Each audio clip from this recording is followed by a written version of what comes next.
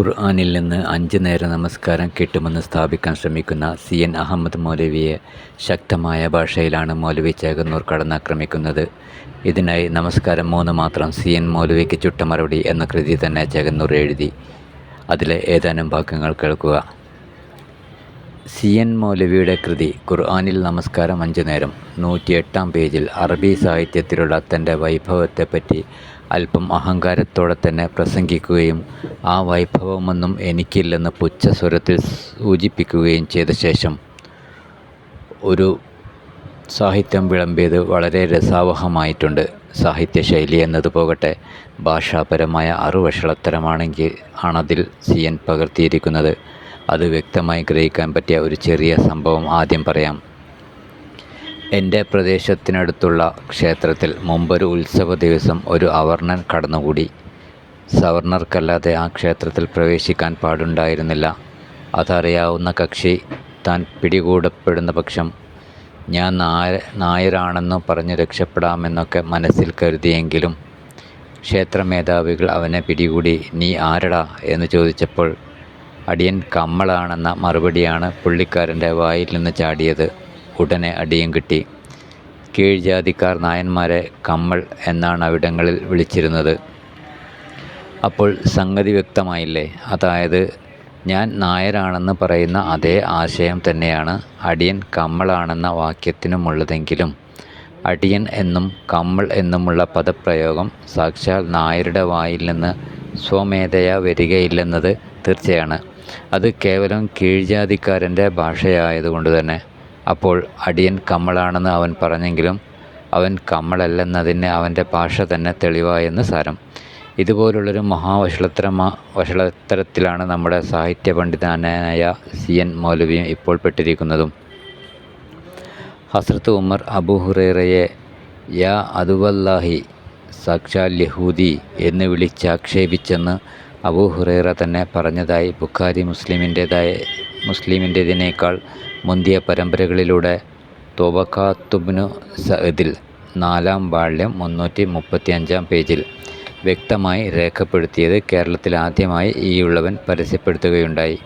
ബുഖാരിയുടെ ഒരു പ്രധാന ഗുരുവും ബുഖാരിയേക്കാൾ 10 മടങ്ങ് വിശ്വസ്തനുമായ ഇമാം അബൂ ഉബൈദ് തൻ്റെ കിതാബുൽ അംവാൽ എന്ന ലോകപ്രസിദ്ധ ഗ്രന്ഥത്തിലും അത് വ്യക്തമായി രേഖപ്പെടുത്തിയിട്ടുണ്ട്. അതിനാൽ ആ റിപ്പോർട്ട് ബലഹീനമാണെന്ന് പറഞ്ഞ് തള്ളിക്കളയാൻ സാധ്യമല്ലെന്നു കണ്ട അബൂ ഹുറൈറ പ്രഭൃതികൾ ഇപ്പോൾ ചെയ്യുന്ന പണി എന്തെന്നല്ലേ? ഹസ്രത്ത് ഉമർ ആ വിഷയത്തിൽ അല്പം ചൂടനായിരുന്നുവെന്നും തരം തെറ്റിയാൽ തൻ്റെ സ്വന്തക്കാരെപ്പോലും അങ്ങനെ വിളിക്കാറുണ്ടെന്നും മറ്റും അങ്ങ് പ്രചരിപ്പിക്കുക തന്നെ.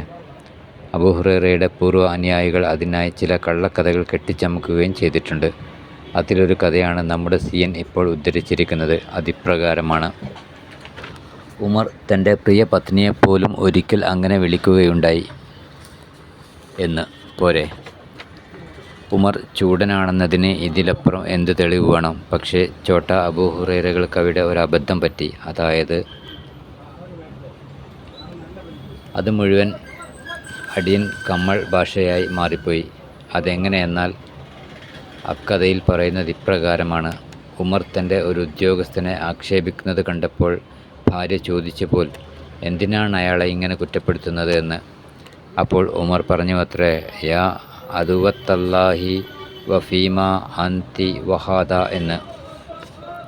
CN തൻ്റെ കൃതി 108-ാം പേജിൽ പകർത്തിയ അറബി സാഹിത്യമാണിത്. സാഹിത്യമെന്നത് പോയിട്ട് ശരിയായൊരു അറബി ഭാഷക്കാരൻ കേട്ടാൽ കാർക്കിച്ച് തുപ്പിപ്പോകുമാറുള്ള വഷളൻ ശൈലിയാണത്. ഹസ്രത്ത് ഉമറിനെ പോലുള്ള അറബി സാഹിത്യ സമ്രാട്ടുകളുടെ വായിൽ നിന്ന് ഓർക്കാതെ പോലും ആ ശൈലി പുറത്തു വരില്ലെന്നത് തീർച്ചയാണ്. കാരണം മേൽപ്പറഞ്ഞ വാക്യത്തിൽ അറബി സാഹിത്യത്തിന് നിരക്കാത്ത അറുവഷളായ 3 പ്രയോഗങ്ങളുണ്ട്. 1. അദുവ് എന്ന അറബി പദം സ്ത്രീ, പുരുഷൻ, ഏകവചനം, ദ്വിവചനം, ബഹുവചനം എന്നിവയ്ക്കെല്ലാം ചിഹ്ന വ്യത്യാസമില്ലാതെ കേവലം കോമണായാണത് പ്രയോഗിക്കാറുള്ളത്. ഖുർആനിൽ മുഴുക്കെ അങ്ങനെ മാത്രമേ അത് പ്രയോഗിച്ചിട്ടുമുള്ളൂ. അതായത് സാക്ഷാൽ സ്ത്രീയെ ഉദ്ദേശിച്ചാണെങ്കിലും അദുവ് എന്നല്ലാതെ അദുവത്ത് എന്ന സ്ത്രീലിംഗ പദം ശുദ്ധ അറബിയിൽ പ്രയോഗിക്കാൻ പാടുള്ളതല്ല. ഖുർആൻ 64:14 അതിന് വ്യക്തമായ തെളിവുമാണ്. നിങ്ങളുടെ ഭാര്യമാരിലും നിങ്ങൾക്ക് അതുവ് ഉണ്ട് എന്നല്ലാതെ അതുവത്ത് ഉണ്ട് എന്നല്ല അവിടെ പറഞ്ഞത്. മലയാള ഭാഷയിലും ഇത് തന്നെയാണ് സ്ഥിതി.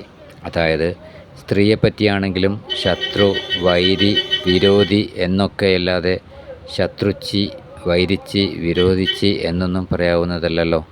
പക്ഷേ നമ്മുടെ സിയനിനെ പോലെ തന്നെ ശുദ്ധ അറബി ഭാഷ പഠിക്കാത്ത അക്കഥ കെട്ടിച്ചമച്ച ചോട്ട അബൂ ഹുറൈറയ്ക്കും അതൊന്നും അറിയില്ലെന്ന് മാത്രം. എന്നാൽ അതും ഒരു താണഭാഷ എന്ന നിലയിൽ അബൂ ഹുറൈറയുടെ ചില പിൻഗാമികൾ എഴുതി വച്ചിരിക്കുന്നു. അണ്ണാനെക്കൊണ്ടാവും വിധം അണ്ണാനും എന്ന മട്ടിൽ. എങ്കിലും ശുദ്ധ അറബി ഭാഷയ്ക്ക് അതൊന്നും ബാധകമല്ലല്ലോ. ചെകന്നൂർ മൗലവിക്ക് അറബി സാഹിത്യമൊന്നും അറിയില്ലെന്നതിന് തെളിവായി സിയൻ വിളമ്പിയ സാഹിത്യമായതിനാൽ അത് ശ്രദ്ധിക്കാതെ പകർത്തിയതാണെന്ന് പറയാനൊക്കുമോ? അതുമില്ല. അവസാന പേജുകളിലെ ശുദ്ധിപത്രത്തിലെങ്കിലും അത് ശുദ്ധി ചെയ്യാതിരുന്നപ്പോൾ വിശേഷിച്ചും. 2. രണ്ടാമത്തെ തെറ്റ് കാണുക. യാ അതുവല്ല എന്ന സംബോധന കഴിഞ്ഞ് തുടങ്ങുന്നത് തന്നെ വഫീമ എന്നിങ്ങനെ വ എന്ന സമുച്ചയത്തോടെയാണ്. മറ്റൊരു ചോദ്യവാക്യം മുൻകടക്കാതെ സംബോധനയ്ക്ക് ശേഷം ആരംഭിക്കുന്ന ചോദ്യവാക്യത്തിൽ വ എന്ന സമുച്ചയം കാണാനേ പാടില്ല. ഇത് അറബി സാഹിത്യത്തിലെന്നല്ല നാടൻ അറബിയിൽ പോലും കാണാൻ പാടില്ലാത്തതാണ്. അറബി ഭാഷ ശരിക്ക് പഠിക്കാത്ത അനറബികളിൽ നിന്ന് മാത്രമേ ഇത്തരം പിശകുകൾ സംഭവിക്കൂ. അതോ ഖലീഫ ഉമറിന് ശരിക്കും അറബി അറിയാമായിരുന്നില്ലെന്നും ഈ ചോട്ട അബൂ ഹുറൈറകൾ വാദിച്ചേക്കുമോ? ഇല്ലെന്ന് ആര് കണ്ടു? 3. മേൽപ്പറഞ്ഞ വാക്യത്തിലെ മൂന്നാമത്തെ തെറ്റും പ്രയോഗസമ്പന്നമായതു തന്നെയാണ്. അതായത് വ എന്ന ഘടകാക്ഷരം കൊണ്ടാരംഭിച്ചതിന് പുറമെ ഫീമ അൻതി വഹാദ എന്ന പ്രയോഗവും ഭാഷ പരിചയമില്ലാത്ത അനറബികളുടെ വായിൽ നിന്നേ വരൂ.